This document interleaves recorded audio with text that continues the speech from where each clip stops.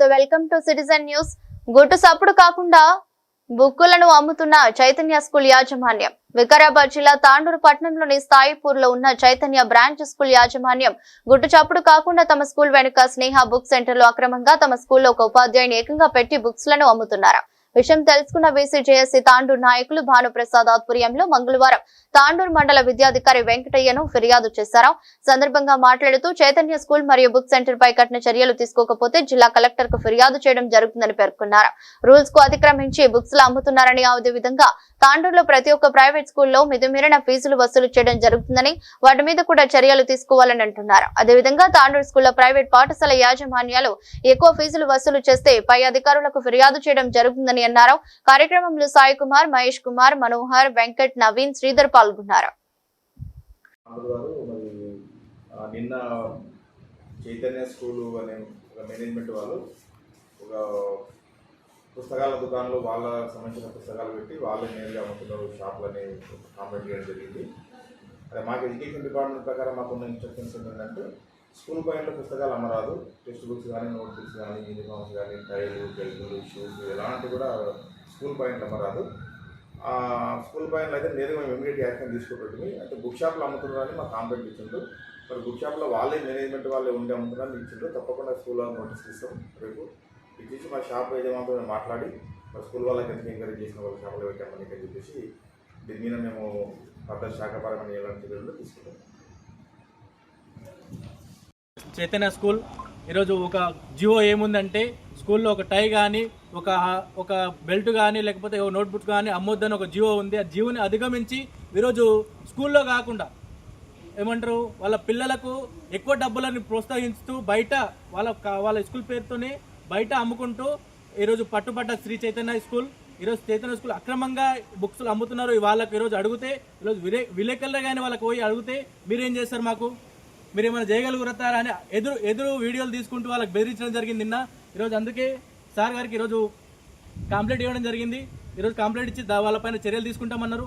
Next దీంతో ఎక్కడ చర్యలు తీసుకోకపోతే ఎంబీఓ గారికి కూడా కంప్లైంట్ ఇస్తామని చెప్పుకోవడం జరిగింది.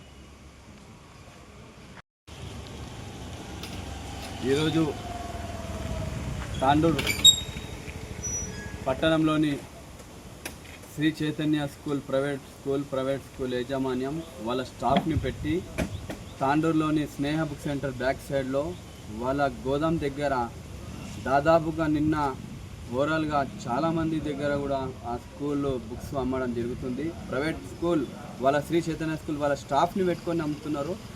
కాబట్టి ఈరోజు మేము తాండూరు ఎంఈఓ వెంకటేశ్వర గారికి వినతి పత్రం ఇవ్వడం జరిగింది.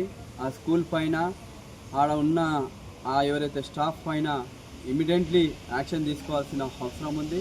మరియు వివిధ పాఠశాలల్లో కూడా పేరెంట్స్ ఏ పేరెంట్ అయినా మా దృష్టికి తీసుకొని వచ్చిన శాలరీ బేసిక్ విషయంలో కానీ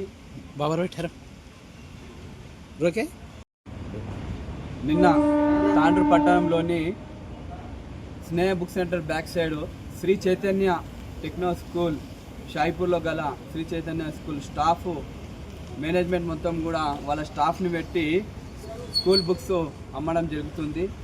వాళ్ళ స్కూల్లో అమ్మడం కాకుండా ఈడ స్టాఫ్ దగ్గర కూడా అమ్మడం, బుక్స్ ఇక్కడ అమ్మడం చాలా చట్టపరమైన నేరం. కాబట్టి ఈరోజు తాండూరు మండల education officer MEO sir Venkateswara గారికి మేము బీసీజేఏసీ ఆధ్వర్యంలో వినతి పత్రం ఇవ్వడం జరిగింది.